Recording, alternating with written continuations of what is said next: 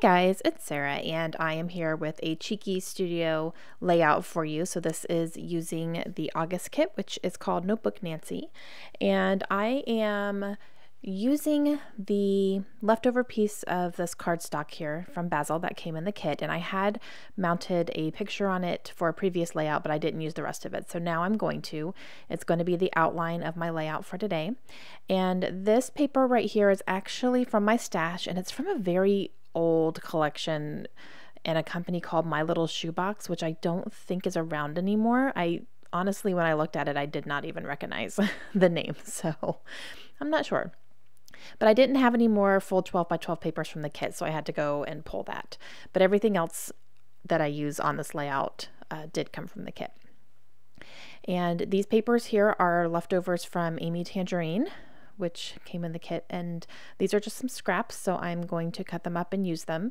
And I'm using my Tim Holtz Black Soot Distress ink, which that is from my stash, but I'm using it to ink up the edges of all of these papers just so they look a little bit coherent, and they are very busy patterns, so I wanted to have a definite edge to them.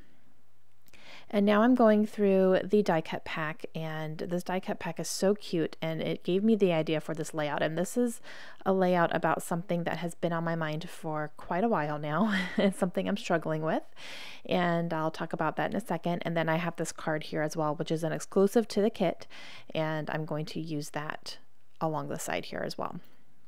And I pulled out that little girl figure, and she was the one in the package that looked most like me, so I went ahead and pulled her out, but I think she looks pretty cool. I kind of wish I had hair like that, but I don't. But she was just kind of the one that looked closest to me. And I have 4 photos on one 4x4 format, I guess you could say. And I did that with an app. I believe it was PicFrame app on my phone, and I just put 4 different photos in there and then saved it that way, and that is going to be what I use. Okay, so the reason for this layout is I have been really struggling lately with my reading.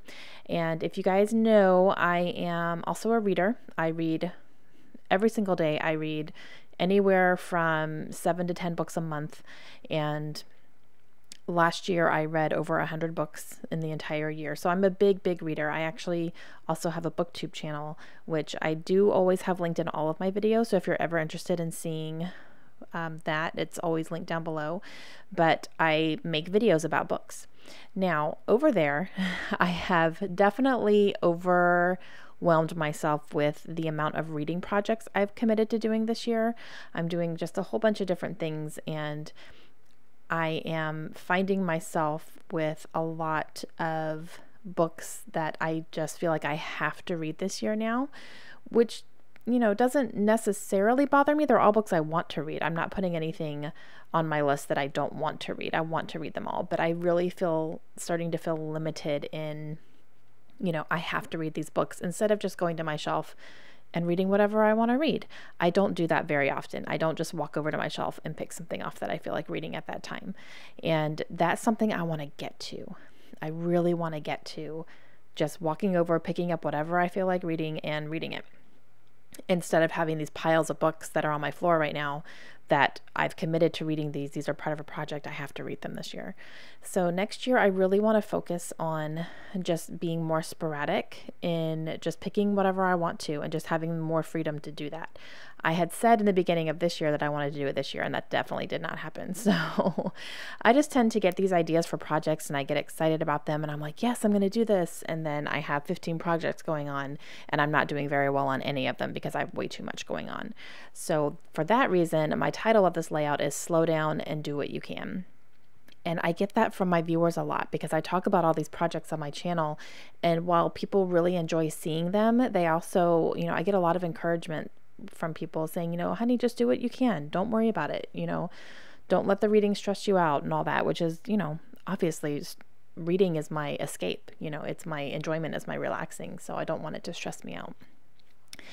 Okay, so that is what this layout is about. And I am going to cut out a little piece of white cardstock here for my journaling and kind of explain all that. And I did put a couple stickers down right above the title. I put a sticker that says words to live by.